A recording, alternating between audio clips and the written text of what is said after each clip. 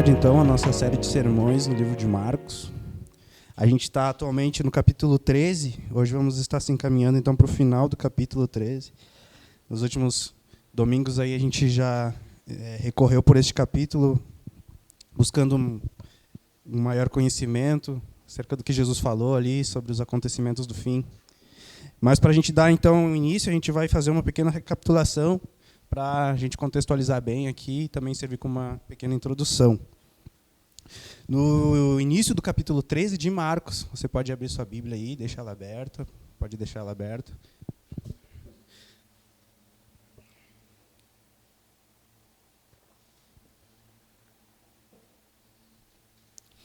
Então, no início do capítulo 13 de Marcos, nós vamos ver ali, então, uma conversa de Jesus com seus discípulos, falando acerca do templo, falando sobre aquela grande edificação, aquela grande construção, dizendo ali, não vai ficar pedra sobre pedra. Profetizando, então, a ruína do templo. E os discípulos, por sua vez, vão e chegam e questionam Jesus sobre este acontecimento, porque o templo ele realmente simbolizava algo que dava muito orgulho para o povo. Era uma grande edificação, era algo que talvez servisse como um refúgio. Então os discípulos chegam e perguntam para Jesus acerca dos acontecimentos que levariam à ruína do templo e os acontecimentos dos tempos finais. E Jesus, então, ele começa a dar a sua resposta. Mas a resposta que Jesus dá, a gente precisa se aprofundar um pouco nisso, porque ele vai sim falar tanto da questão da ruína do templo, da ruína de Jerusalém, ele vai responder ali sobre estes acontecimentos, mas ele também vai falar de acontecimentos do futuro, acontecimentos apocalípticos que ainda estão por acontecer. Então, para a gente poder perceber bem sobre estes acontecimentos, a gente precisa analisar a ênfase que Jesus dá. Em alguns momentos, Jesus ele vai estar, sim, dando a sua resposta em relação aos próprios acontecimentos da ruína de Jerusalém, do templo, mas também, na sua resposta, ele vai estar falando de acontecimento dos fins dos tempos. E aí, como a gente já expôs aqui, ele vai iniciar falando dos princípios das dores, vai falar sobre as guerras, rumores de guerras, sobre a fome, sobre as catástrofes, vai estar falando ali sobre acontecimentos que são chamados de princípios das dores. Aqui uma pequena simbologia, das dores de parto, que quando a mulher está com as suas dores de parto, o princípio das dores do parto ali simboliza que está para nascer o bebê, mas ainda vão vir mais dores mais profundas. Logo, então, Jesus vai falar sobre a grande tribulação, como foi exposto aqui semana passada, sobre uma tribulação tal como nunca antes na Terra houve, algo que realmente vai ser de grande pânico para muitos, de grande horror para muitos. Mas Jesus mesmo fala que por causa dos eleitos dele, por causa dos seus eleitos, esses tempos serão abreviados, essa grande tribulação. E hoje, então, nós vamos dar continuidade a este capítulo, lendo a partir do verso 24.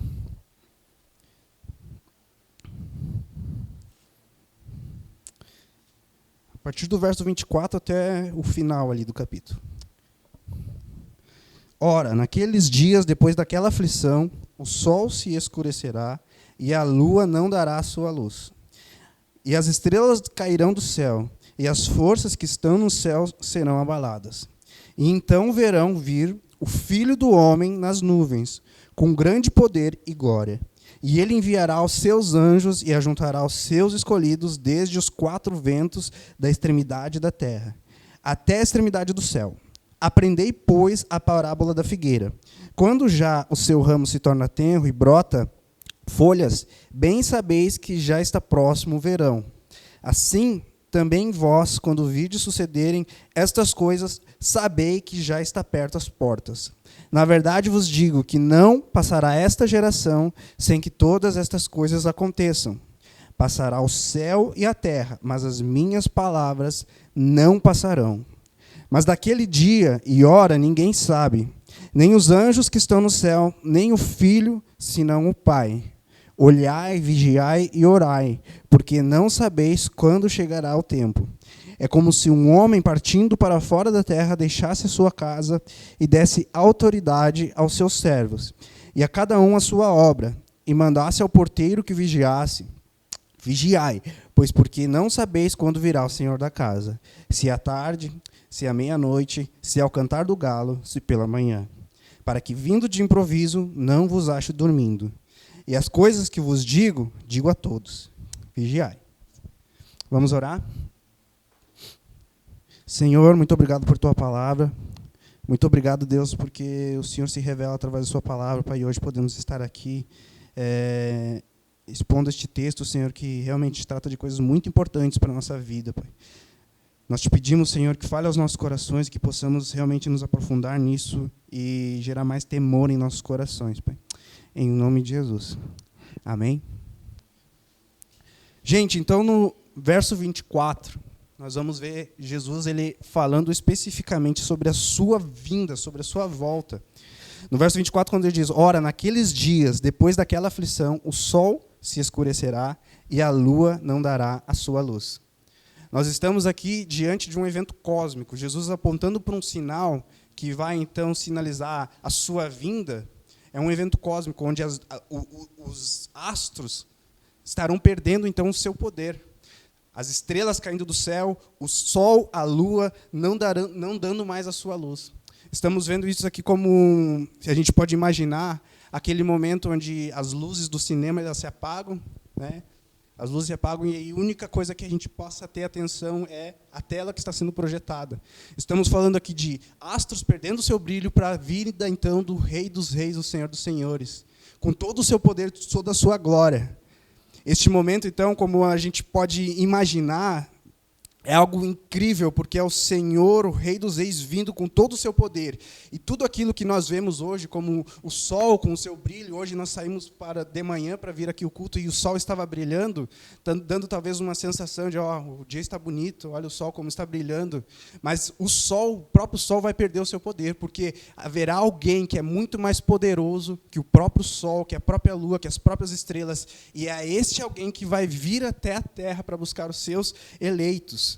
A palavra diz no verso 26, então verão vir o Filho do Homem nas nuvens, com grande poder e glória. Eu não sei você, mas toda vez que eu leio isso aqui, eu imagino assim, cara, é algo extraordinário. A vinda do Rei dos Reis até essa terra para buscar o seu povo. Ele enviará os seus anjos e ajuntará os seus escolhidos desde os quatro ventos da extremidade da terra até a extremidade do céu. Ele vai estar, então, vindo com o seu poder e sua glória para reunir o seu povo, para buscar os seus eleitos, para buscar os seus escolhidos, para, então, junto com ele, reinar sobre essa terra. Aprendei, pois, a parábola da figueira. Quando já o seu ramo se torna tenro e brota folhas, bem sabeis que já está próximo o verão. Jesus ele está falando aqui para a gente estar atento aos sinais. Quando ele fala sobre a figueira é uma árvore que ela dá características muito bem exatas sobre as estações do ano. Porque na parte do outono e do inverno, a figueira ela perde completamente as suas folhas. Ela vai perder suas folhas. Mas quando já está entrando a primavera, quando está passando pela primavera, as folhas começam a brotar novamente. Aí simbolizando já, porque depois da primavera vem então o verão. Jesus está nos levando a pensar como nós devemos olhar para os sinais. Sinais estes que a gente já até viu sobre o princípio das dores, sobre a grande tribulação, mas apontando diretamente para a sua vinda, falando sobre estes eventos que estão aí pré-anunciados, eventos cósmicos, do sol perdendo seu poder, a lua perdendo o seu brilho, as estrelas caindo do céu, para então a vinda do Rei dos Reis, o Senhor dos Senhores. Assim também vós, quando virdes suceder estas coisas, sabei que já está perto as portas. Na verdade vos digo que não passará esta geração sem que todas estas coisas aconteçam.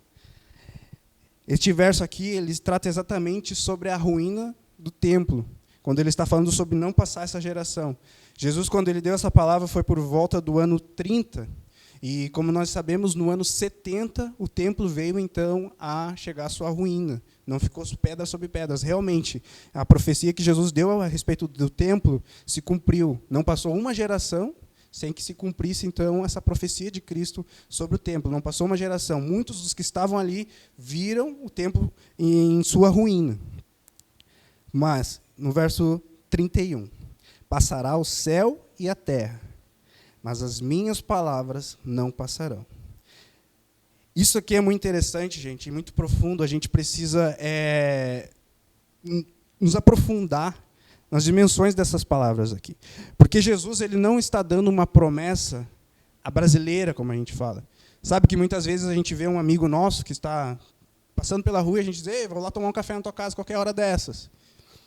E vai passar o tempo, vai passar e provavelmente ou nunca vai acontecer ou vai acontecer, você sabe-se lá quando.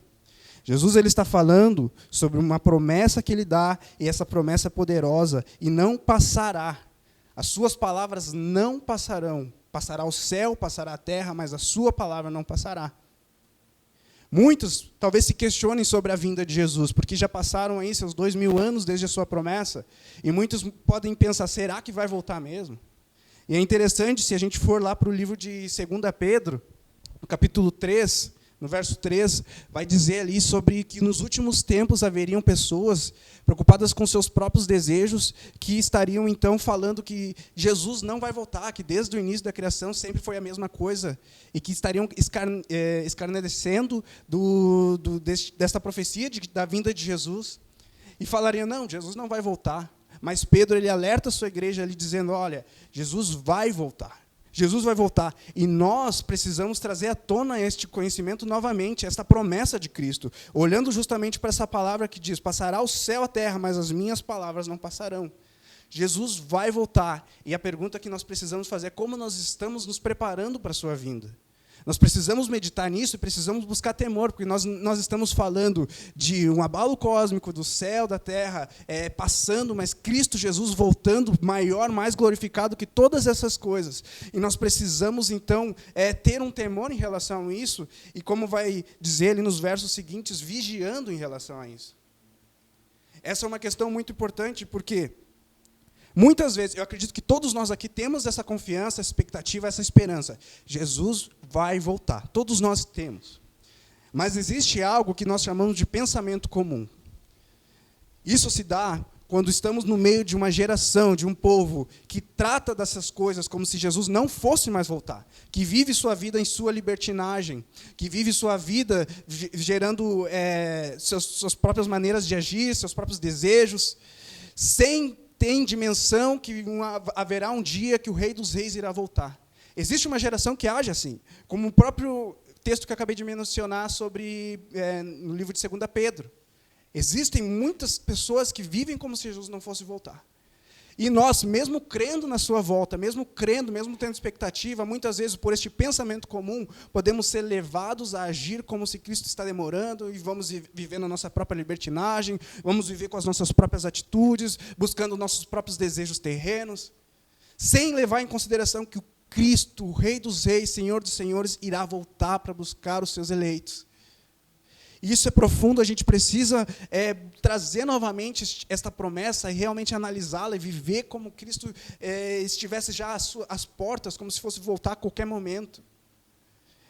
É interessante esse lance do pensamento comum, porque eu me lembro que em 2016 eu fui para o Equador.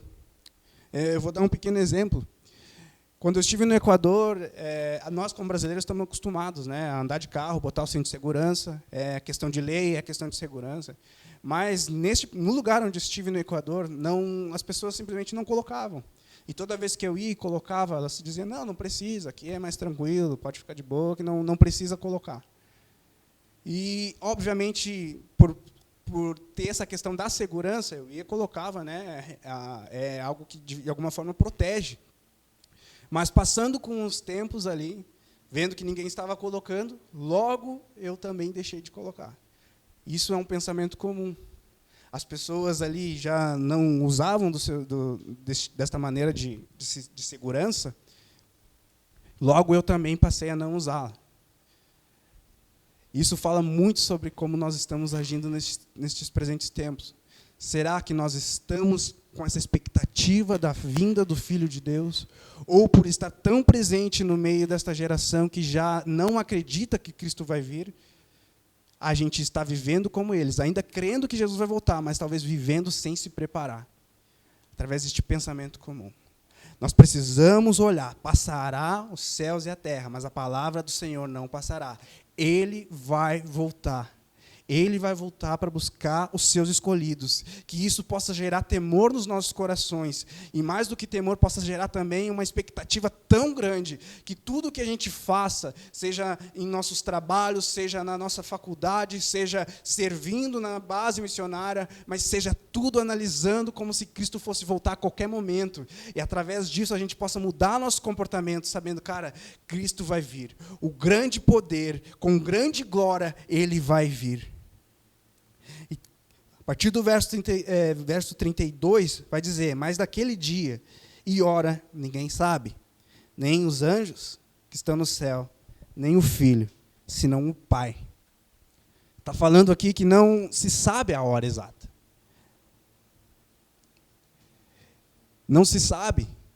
E é interessante porque, no decorrer da própria história da igreja, por muitas vezes seitas e grupos com falsas doutrinas levantaram esse, tal dia, em tal data, Jesus vai voltar. E aí se armava aquela expectativa, né? Algumas pessoas ali pagando penitências e se reunindo, Jesus vai voltar. Mas nada disso aconteceu, porque a palavra diz que só o Pai sabe o dia. Só o Pai sabe o dia. E isso para nós serve também como uma maneira de estar ainda mais preparados. Porque o fato da gente não saber o dia nos leve a pensar que pode ser a qualquer momento. Pode ser no momento que estamos aqui cultuando ao Senhor, pode ser no momento que a gente está voltando para as nossas casas, pode ser amanhã quando estivermos acordando, mas vai se cumprir.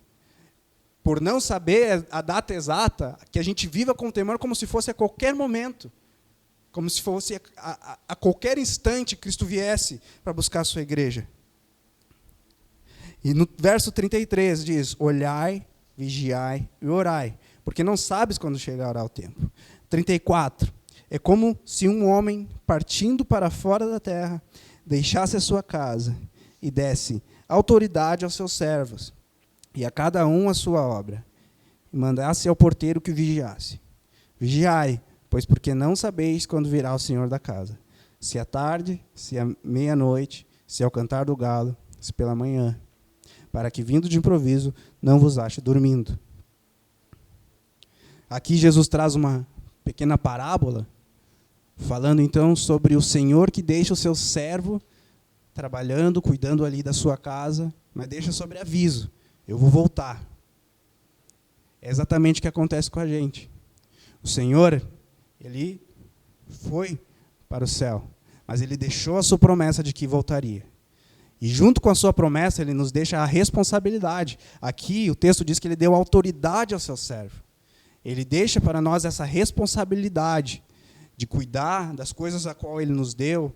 Nós temos aí coisas que o Senhor nos deu para cuidar, para administrar a nossa vida. Temos família, alguns têm os seus trabalhos. Tudo isso o Senhor dá como algo para nós estar administrando, para estar ali com autoridade sobre essas coisas.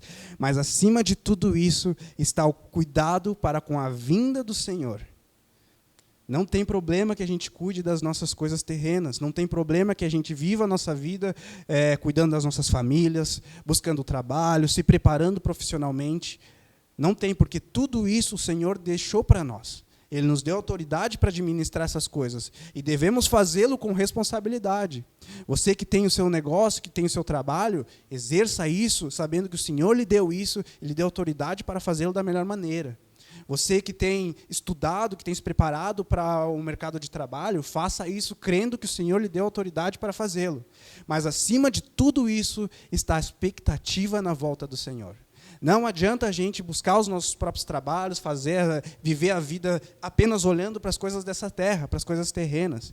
Em Filipenses, no capítulo 3, Paulo vai chamar pessoas que cuidam apenas das coisas terrenas, sem olhar para as coisas do céu, como inimigos da cruz. Pessoas que estão apenas alimentando o seu próprio ego, o seu próprio desejo, sem de fato olhar para as coisas do céu, olhar para a vinda de Cristo como algo muito melhor, muito maior. Então, gente, que o Senhor nos dê autoridade para cuidar dessas coisas, amém? Faça bem feito, faça com responsabilidade, faça com alegria. Entenda que você está fazendo para o Senhor. Mas, acima de tudo isso, saiba que o Senhor vai voltar. E espere atento à sua vinda. Espere atento à sua vinda. Vigie. Nestes versos finais aqui, a palavra vigie Vai ser algo com muita ênfase, porque realmente é algo para estar atento. Mas quando a gente fala de vigiar, não estamos falando aqui simplesmente de estar ali com os olhos abertos, não estamos falando de estar atento simplesmente aos sinais como anticristo, chip da besta, essas coisas aí que se fala muito quando a gente trata de assunto dos fins dos tempos. Mas o vigiar é aguardar com expectativa a volta do Senhor. É aguardar com alegria no coração. Se tem uma coisa que eu falo para vocês, e é algo que eu tenho tomado para a minha vida, passado para minha esposa, e quero passar para a minha família, é: ame a vinda do Senhor. Vigie, mas vigie amando a vinda do Senhor. Vigie com expectativa na vinda do Senhor. Precisamos temer as coisas, sim, porque nossa própria conduta vai nos levar a uma vida de temor, vai nos levar a uma vida de responsabilidades diante de Cristo.